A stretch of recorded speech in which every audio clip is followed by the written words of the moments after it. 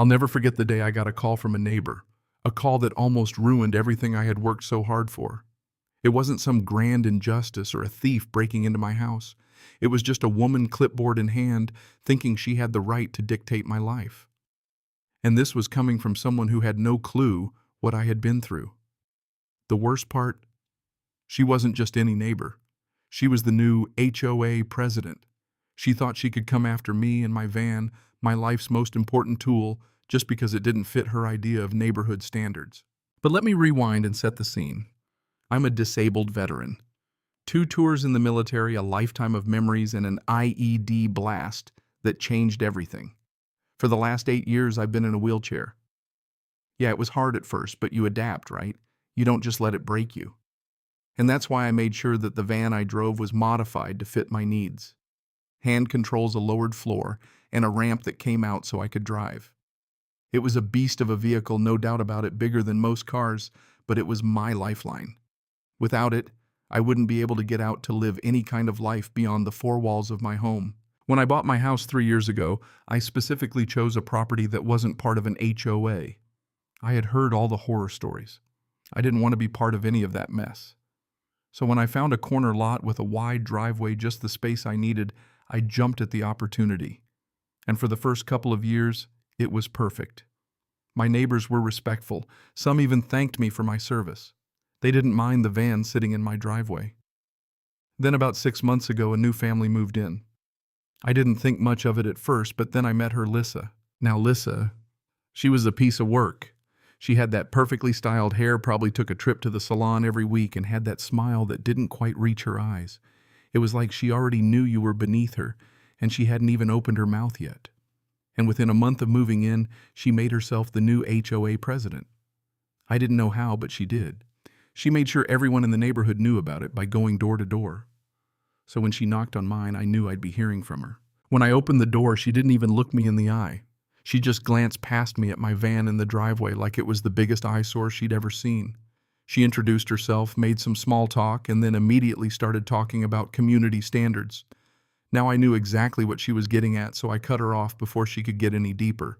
"Just so you know, my property isn't part of the HOA," I told her. She blinked at me like I was speaking a foreign language. "Excuse me," she said. "My house predates the HOA and was never included."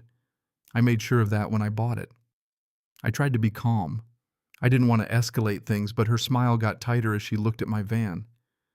"We'll see about that," she said. That should have been my warning sign. A week later, I found a note on my windshield. It was typed "no signature," just a message saying my van wasn't in compliance with the neighborhood standards and that I needed to park it elsewhere. I figured it was a one-off, but then it started happening more. Every few days, I'd find another note, each more specific than the last. "Oversized vehicles must be parked in garages or off-street," one read. Well, I didn't have a garage. The next one, "Commercial vehicles are prohibited." And again, my van wasn't commercial. It was just modified for my medical needs. After the 5th note, I'd had enough. I went straight to Lissa's house and knocked on her door. She answered, looking like she had just finished a yoga class or something, wearing clothes that probably cost more than my monthly disability check. I asked her if we could talk about the notes she'd been leaving on my van. She played coy. "What notes?" "The ones you've been leaving on my van," I said, holding one up. She feigned innocence, but I wasn't having it.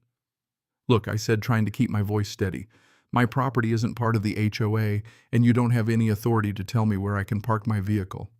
And I kept it real with her. This van is a necessity for me. I'm a disabled veteran.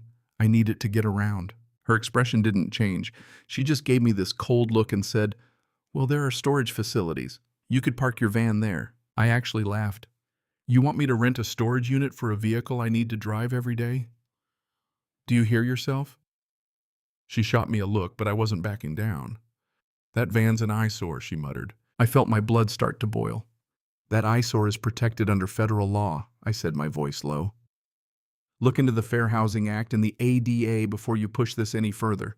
And she had the nerve to roll her eyes. "Don't threaten me with legal nonsense," she said dismissively. "I know my rights as HOA president." Well, I didn't want to waste any more time arguing with her. "Stop leaving notes on my van," I said, and turned to leave. But that wasn't the end of it. No, it was just the beginning. 2 weeks later, I came home from a doctor's appointment and saw a tow truck hooked up to my van. I rolled up as fast as I could and shouted, "What the hell are you doing?"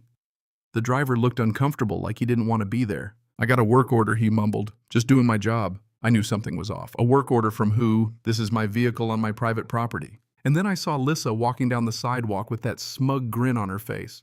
You were warned multiple times about that vehicle, she said. You have no authority here, I yelled back. This is my property, not HOA property. She didn't even flinch. The van's been reported as abandoned. Abandoned, I drove it 2 hours ago, I yelled. The driver looked between us, clearly uncomfortable. He muttered something about getting a call that it was abandoned. Lissa was loving this. She really thought she had me. But I wasn't backing down. You don't own this property and you have no legal right to tow my van. If you take it, it's theft and I'll call the police. The driver hesitated and then Lissa spoke up. I'm the HOA president. This vehicle violates community standards. I was furious now. Call the police right now. We'll sort this out. The police came about 15 minutes later and I explained the situation. Lissa kept interrupting, saying the police shouldn't even be involved. But the officer just turned to her and said, Ma'am, you called a tow truck for a vehicle on private property that you have no authority over. That's a false report at best. And that was the end of it. Lissa walked away and the officer gave me some advice. Document everything he said. And consider talking to a lawyer. That's exactly what I did. I contacted a local veterans legal aid group and they connected me with a lawyer who handled disability rights. We filed everything, the notes, the tow truck incident, the police report, and the cease and desist letter my lawyer sent to Lissa. But even then, she didn't back off.